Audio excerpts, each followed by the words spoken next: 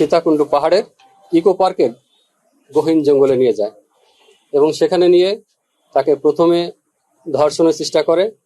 মেয়েটি যখন চিৎকার শুরু করে এবং তার বাবাকে বলে দেবে এই ভয়ে চিৎকার শুরু করে, তখন তার মুখ চেপে ধরে। এক পর্যায়ে তার হাতে রক্ষিত তার কাছে থাকা চাকু দিয়ে তার গলাতে কোষ দেয় এবং মেয়েটিকে এক পর্যায়ে মারা গেছে ভেবে তাকে ফেলে রেখে চলে আসে। পরবর্তী সময় মেয়েটি কোনোভাবে সার্ভাইভ করে আস্তে আস্তে পাহাড়ের নিচু ঢাল থেকে উপরে উঠে চলে আসে। গত 1-3-2026 তারিখে বেলা আনুমানিক 1:30টার দিকে সীতাকুণ্ড পাহাড়ের রাস্তা নির্মাণ শ্রমিকের একটি ফোন পেয়ে সীতাকুণ্ড থানা পুলিশ দ্রুত ঘটনাস্থলে যায় এবং সেখানে যে দেখে আনুমানিক 7 বছরের একটি মেয়ে আংশিক গলা কাটা অবস্থায় ওখানকার কয়েকজন নির্মাণ শ্রমিক তাকে উদ্ধার করেছে এবং সেখান থেকে থানা পুলিশ অতি দ্রুত সীতাকুণ্ড হাসপাতালে ভর্তি করে এবং পরবর্তীতে উন্নত চিকিৎসার জন্য চট্টগ্রাম মেডিকেলে তাকে ভর্তি করা হয়। এবং অত্যন্ত দুঃখের বিষয়, আজ সকালে ভিকটিম শিশু মেয়েটি ভোর আনুমানিক 5টার দিকে মারা যায়। আপনারা জানেন, গত 1 তারিখে ঘটনার দিনই সীতাকুণ্ড মডেল থানাতে একটি মামলা হয় নারী নির্যাতন দমন আইনে এবং তারপর থেকেই থানা পুলিশ অত্যন্ত গুরুত্ব সহকারে এই ঘটনার তদন্তে মাঠে নেমে পড়ে এবং এই মেয়ের বাড়ি কুমিরা থেকে যেখানে ঘটনাস্থল এই সীতাকুণ্ড পাহাড় পর্যন্ত রাস্তার প্রত্যেকটি জায়গায় সিসি ক্যামেরা ফুটেজ সংগ্রহ করে আমরা সেটা বিশ্লেষণ করি। পাশাপাশি প্রযুক্তিগত কিছু সুবিধা নিয়ে আমরা এই ঘটনা তদন্ত শুরু করি এবং এক পর্যায়ে এই ঘটনার সাথে জড়িত মূল অভিযুক্ত বাবু শেখকে আমরা আজকে 12টার দিকে উমরা থেকে আটক করেছি। বাবু শেখের বাড়ি স্থায়ী ঠিকানা গোবিন্দগঞ্জ থানার গাইবান্ধাতে।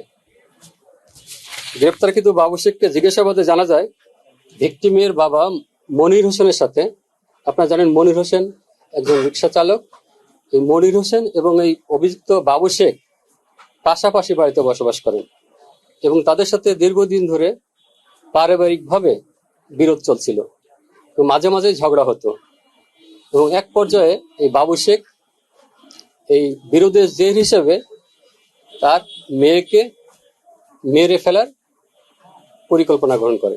সেই পরিকল্পনার অংশ হিসেবে ঘটনার দিন আনুমানিক 9:30টার দিকে মেয়েকে চকলেটের লোভ দেখিয়ে এবং বেড়াতে যাওয়ার কথা বলে বাড়ি থেকে বের করে নিয়ে আসে। প্রথমে তারা কুমিরা থেকে বাস যোগে সীতাকুণ্ড বাস স্ট্যান্ড পর্যন্ত আসে এবং বাস স্ট্যান্ডে নেমে তাকে সীতাকুণ্ড পাহাড়ের ইকো পার্কের গহীন জঙ্গলে নিয়ে যায় এবং সেখানে নিয়ে তাকে প্রথমে ধর্ষণের চেষ্টা করে। মেয়েটি যখন চিৎকার শুরু করে এবং তার বাবাকে বলে দেবে এই ভয়ে চিৎকার শুরু করে, তখন তার মুখ চেপে ধরে। এক পর্যায়ে তার হাতে রক্ষিত তার কাছে থাকা চাকু দিয়ে তার গলাতে কোষ দেয় এবং মেয়েটিকে এক পর্যায়ে মারা গেছে ভেবে তাকে ফেলে রেখে চলে আসে। পরবর্তী সময় মেয়েটি কোনোভাবে সার্ভাইভ করে আস্তে আস্তে পাহাড়ের নিচু ঢাল থেকে উপরে উঠে চলে আসে। তখনই আমি এর আগে যেটা বলেছি যে ওখানে যে রাস্তা নির্মাণের শ্রমিক তারা দেখতে পেয়ে থানা পুলিশকে খবর দেয়। আমরা গ্রেপ্তারকৃত অভিযুক্ত বাবু শেখের সাথে তাকে জিজ্ঞাসা করে ঘটনাস্থল পরিদর্শন করি তাকে নিয়ে এবং তার দেখানো মতে মেয়েটির রক্তমাখা সালোয়ার আমরা সেখান থেকে উদ্ধার করি। পাশাপাশি মেয়েটিকে চকলেটের লোভ দেখিয়ে বেড়াতে নিয়ে যাওয়ার কথা বলে বাড়ি থেকে যে বের করে নিয়ে আসছে সেই চকলেটও আমরা উদ্ধার করতে পেরেছি।